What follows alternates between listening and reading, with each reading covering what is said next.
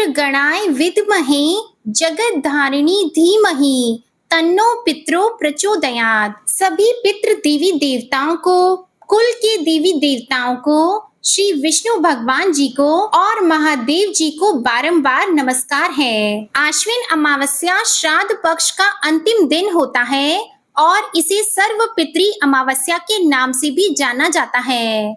सर्वपित्री अमावस्या के दिन उन पितरों का, उन पूर्वजों का विधि विधान से श्राद्ध तर्पण किया जाता है।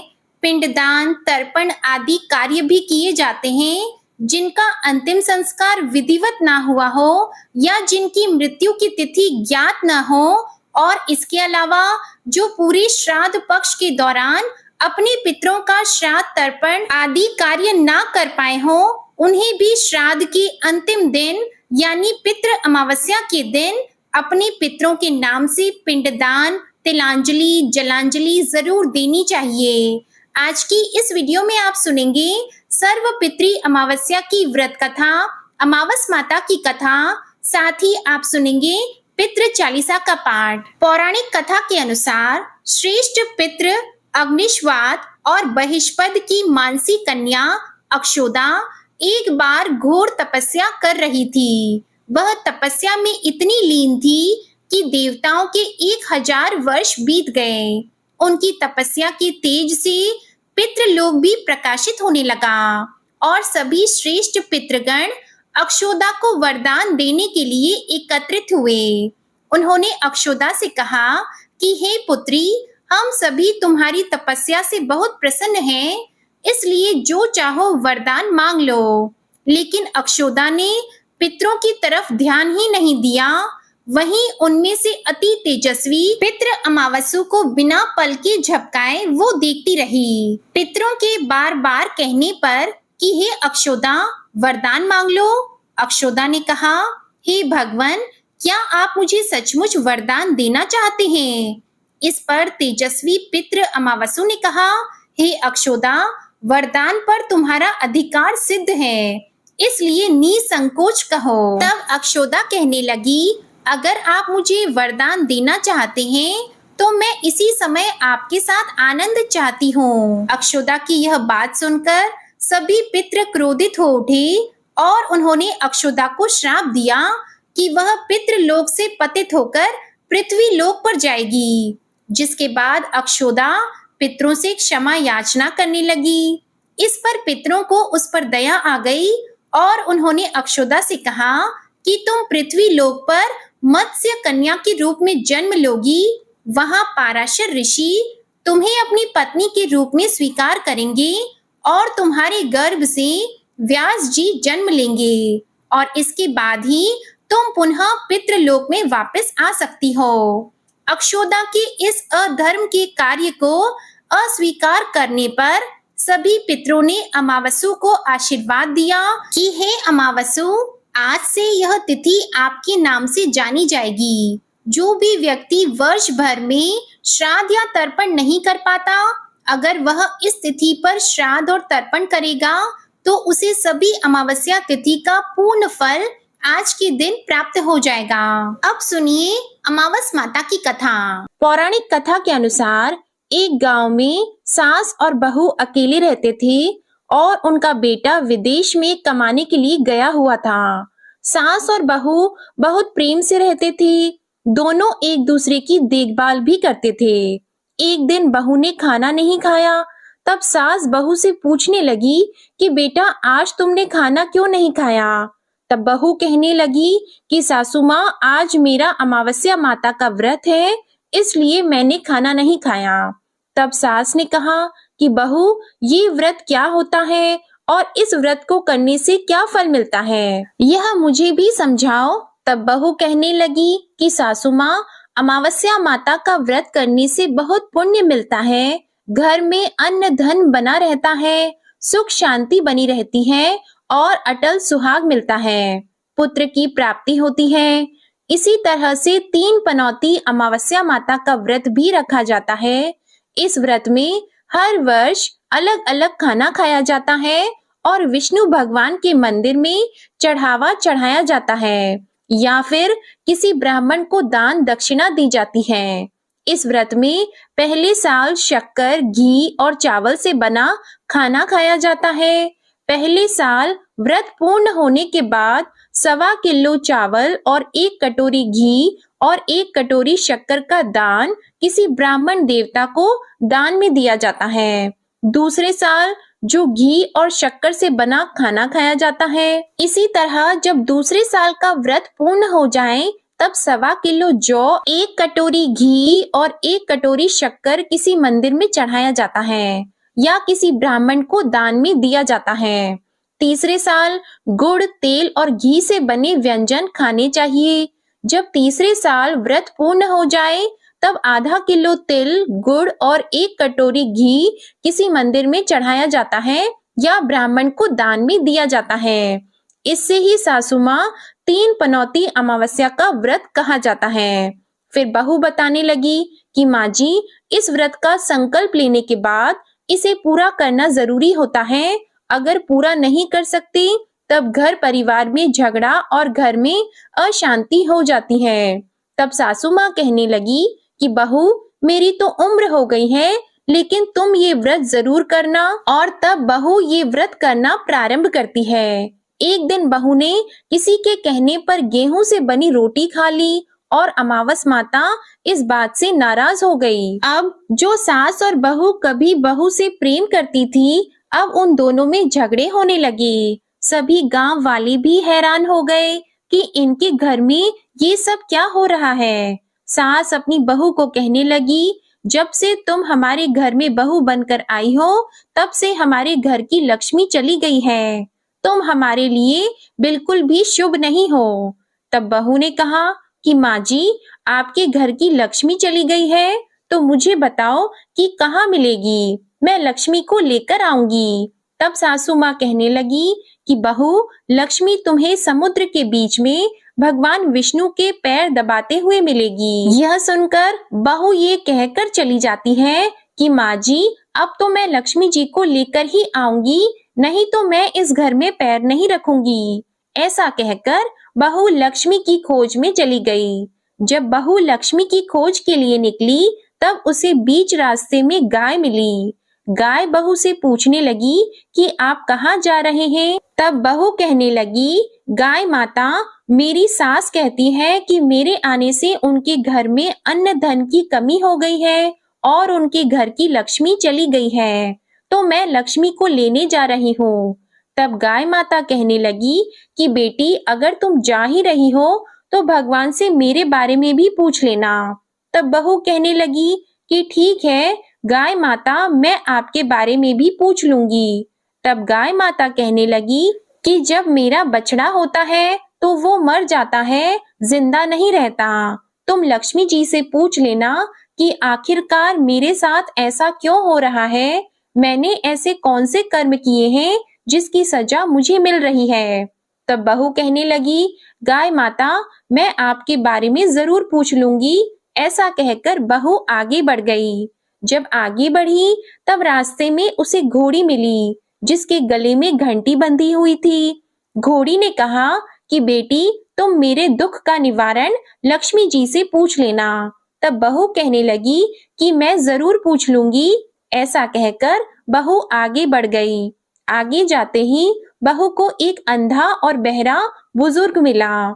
उसने भी बहू से अपनी समस्या के निवारण के लिए पूछने को कह दिया।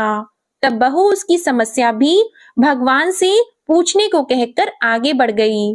आगे जाते ही बहू को एक बूढ़ी औरत मिली जो कि हाथ और पैर से अपाहिज थी। उसने भी बहू से कहा कि बेटी, जब तुम भगवान से मिलो तो उनसे पूछना कि आखिरकार मैं अपाहिज क्यों हुई, मैंने ऐसे कौन से कर्म किए थे। तब बहू उसकी समस्या पूछने के लिए तैयार हो गई और फिर आगे बढ़ गई। आगे जाते जाते बहू बहुत थक गई और एक आम के पेड़ के नीचे बैठ गई। आम का पेड़ बड़ा खुश होकर बहू से पूछने लगा कि बेटी, तुम कहाँ से आई हो और कहाँ जा रही हो। तब बहू कहने लगी कि वो लक्ष्मी जी को लेने जा रही हूँ। तब पेड़ भी अपनी समस्या भगवान से पूछने के लिए कहने लगा कि मेरे पेड़ पर लगे हुए आम खट्टे ही क्यों होते हैं, इस बारे में बहुरानी भगवान से जरूर पूछ लेना। तब बहू पेड़ की समस्या लेकर आगे बढ़ गई। थोड़ी दूर जाने पर बहू को एक तलाई मिली। वो भी बहू से कहने लगी कि बहू, तुम भगवान से पूछना कि मेरी तलाई का पानी इतना मैला क्यों है, कोई यहाँ आकर पानी नहीं पीता। तब बहू कहने लगी कि मैं जरूर पूछ लूंगी। ऐसा कहकर बहू आगे बढ़ गई। बहुत दिनों से जंगल में चलते चलते बहू थक गई थी। उसे भूख भी लगी थी, लेकिन खाने को कुछ नहीं मिला, तो वह भूख और प्यास से बेचैन हो गई और जंगल में बेहोश हो गई। उसी समय भगवान श्री हरि और माता लक्ष्मी जी घूमते हुए उधर जा रहे थे। तब माता लक्ष्मी जी विष्णु भगवान से कहने लगी कि हे नाथ, ये तो आपकी बहुत बड़ी भक्त है, आप इसके दुख निवारण कीजिए। तब भगवान श्री हरि कहते हैं कि इस संसार में तो बहुत से जीव दुखी हैं, सभी अपने अपने कर्मों का फल भोग रहे हैं, मैं किस किस के दुख का निवारण करूं। तब माता लक्ष्मी जी भगवान श्री हरि से विनती करने लगी और कहने लगी कि वो भूखी और प्यासी है, अगर इसे जंगल में छोड़ दिया जाए तो जंगली जानवर उसे खा जाएंगे। माता लक्ष्मी जी की बात को सुनकर भगवान श्री हरि एक साधु का वेश धारण करके बहू के पास गए और उसे होश में लेकर आए। बहू के होश में आते ही साधु वेश में भगवान उससे पूछने लगे कि वह यहाँ क्यों आई है और कहाँ जा रही है। तब बहू ने सारी बात बता दी। उसकी बात को सुनकर भगवान श्री हरि और माता लक्ष्मी जी प्रकट हो गए। उनके साथ साथ प्रकट हुई अमावस्या माता भी। बहू ये सब देखकर उनके चरणों में गिरकर उन्हें प्रणाम करने लगी। तब अमावस्या माता बहू से कहने लगी कि बेटी, तूने मेरे व्रत को खंडित किया है, इसी की सजा तुझे मिली है, लेकिन अब मैं तुझे क्षमा करती हूँ। अब तुम घर को जाओ, तुम्हारा घर अन्न और धन से भर जाएगा, तुम्हारा घर सुंदर महल में बदल जाएगा और तुम्हारी सभी मनोकामनाएं भी पूर्ण हो जाएंगी। ये सब होने के बाद बहू ने रास्ते में जो जो भी मिला था उन सभी के दुखों का निवारण करने के लिए विनती की। तब भगवान श्री हरि कहने लगे कि गाय ने कभी अपना दूध किसी और को नहीं पिलाया, इस कारण उसके बछड़े जिंदा नहीं रहते। तुम उसका दूध पी लेना, फिर उसके बाद उसके बछड़े जिंदा रहने लगेंगे। और घोड़ी पिछले जन्म में आटा पीसने वाली महिला थी, वो किसी को आटा पीसकर नहीं देती थी, इसलिए उसके गले में चक्की के पात बंधे हुए हैं। तुम उसके पात खोल देना, वो बिल्कुल ठीक हो जाएगी। और वो बुजुर्ग कभी भगवान के मंदिर नहीं गया, ना ही कभी उसने भगवान के भजन सुने। तुम उसे ले जाकर मंदिर में दर्शन करवा देना, इससे वो ठीक हो जाएगा। अपाहिज महिला, उसने कभी अपनी जवानी में दान पुण्य नहीं किया, उसकी यह सजा मिली है। तुम उससे कुछ भी दान करवा देना तो उसकी विकलांगता दूर हो जाएगी। और वो आम का पेड़, उसने तो कभी अपने पेड़ के आम किसी बच्चे को खाने नहीं दिए, इसी कारण उसके सभी आम खट्टे होते गए। अब तुम उस पेड़ का आम खा लेना और उसके बाद से उस पेड़ पर मीठे आम आने लगेंगे। और तलाई का पानी पिछले जन्म में देवरानी जेठानी थी, जो हमेशा आपस में झगड़ा करती थी, इसलिए उसका पानी मैला है। तुम उसका पानी पी लेना तो वो तलाई शुद्ध हो जाएगी, फिर लोग वहां आकर पानी पीने लगेंगे। इस प्रकार बहू ने भगवान श्री हरि, माता लक्ष्मी जी और अमावस्या माता को प्रणाम किया, उन्हें धन्यवाद दिया और अपने घर के लिए तैयार हो गई। रास्ते में उसे जो जो भी मिला, उनकी सभी समस्या भगवान के कहे अनुसार वो दूर करती चली गई। सभी ने उसे भर भर कर आशीर्वाद दिए। घर पहुंचते ही उसका टूटा फूटा घर एक सुंदर महल में बदल गया। उसके घर में अब अन्न और धन के भंडार भर गए। अब बहू ने सासू माँ से कहा कि सासू माँ, आपने तो सच में कहा था कि मैं आपके लिए शुभ नहीं हूँ। मेरे जाने से ही आपके घर में लक्ष्मी आई है। आप यहाँ रहें, मैं मरने जा रही हूँ। तब सास ने कहा, बेटी, ये सब तुम्हारे अमावस्या माता के व्रत करने का फल ही है जो हमें मिला है। तुम यहीं पर रहो, अब तुम यहाँ से कहीं नहीं जाओगी। इस प्रकार सास और बहू खुशी खुशी रहने लगे और फिर एक दिन सास का बेटा भी विदेश से वापस लौट आया और घर में जब उसने खूब धन दौलत और धन के भंडार देखे, तब उसकी माँ ने सारी बातें अपने बेटे को बता दी। इस प्रकार वे लोग खुशी खुशी रहने लगे और तीनों मिलकर अमावस्या माता के व्रत को रखने लगे। प्रेम से बोलिए अमावस्या माता की जय। इस कथा को कहने, सुनने और हुंकार भरने वाले सभी भक्तों के घर में धन धान्य के भंडार भरना, सभी की रक्षा करना। हे अमावस्या माता, आप सभी की रक्षा करना। प्रेम से बोलिए अमावस्या माता की जय। अब सुनिए पितृ चालीसा। हे पितरेश्वर, आपको दे दियो आशीर्वाद, चरणाशीष नवा दियो, रख दो सिर पर हाथ। सबसे पहले गणपत, पाछे घर का देव मनावा जी। हे पितरेश्वर दया राखियो, करियो मन की चाया जी। पितरेश्वर करो मार्ग उजागर, चरण रज की मुक्ति सागर। परम उपकार पितरेश्वर कीन्हा, मनुष्य योनि में जन्म दीन्हा। मातृ पितृ देव मन जो भावे, सोई अमित जीवन फल पावे। जय जय जय पितर जी साई, पितृ ऋण बिन मुक्ति नाही। चारों ओर प्रताप तुम्हारा, संकट में तेरा ही सहारा। नारायण आधार सृष्टि का, पितर जी अंश उसी दृष्टि का।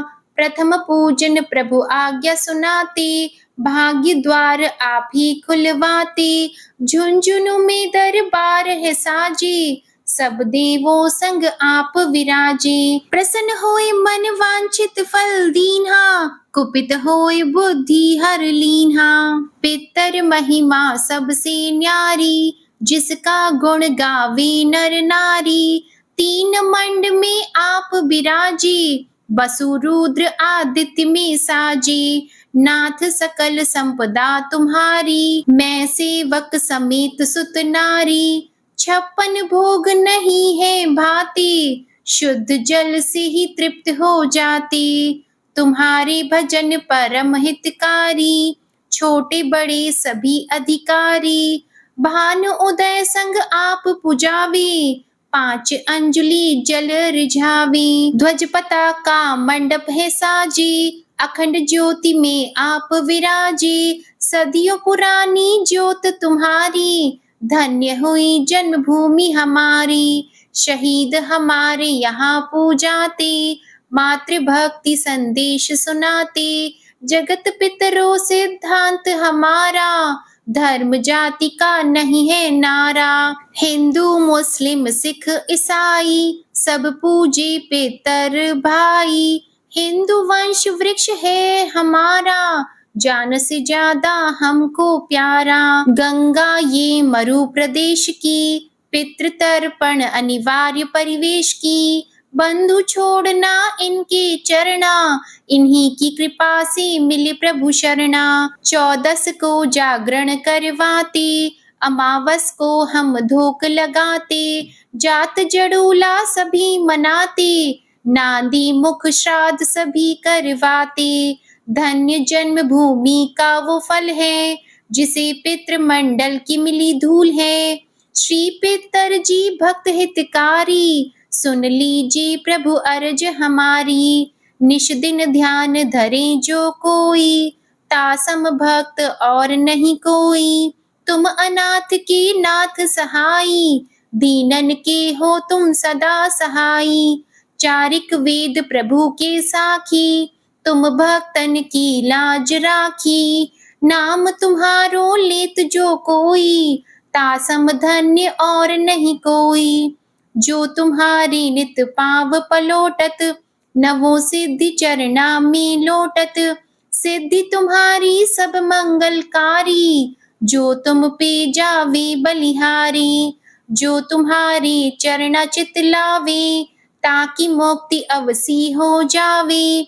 सत्य भजन तुम्हरो जो गावे, सो निश्चय चारों फल पावे। तुम ही देव कुल देव हमारे, तुम ही गुरुदेव प्राण से प्यारे। सत्य आस मन में जो होई, मन वांछित फल पावे सोई।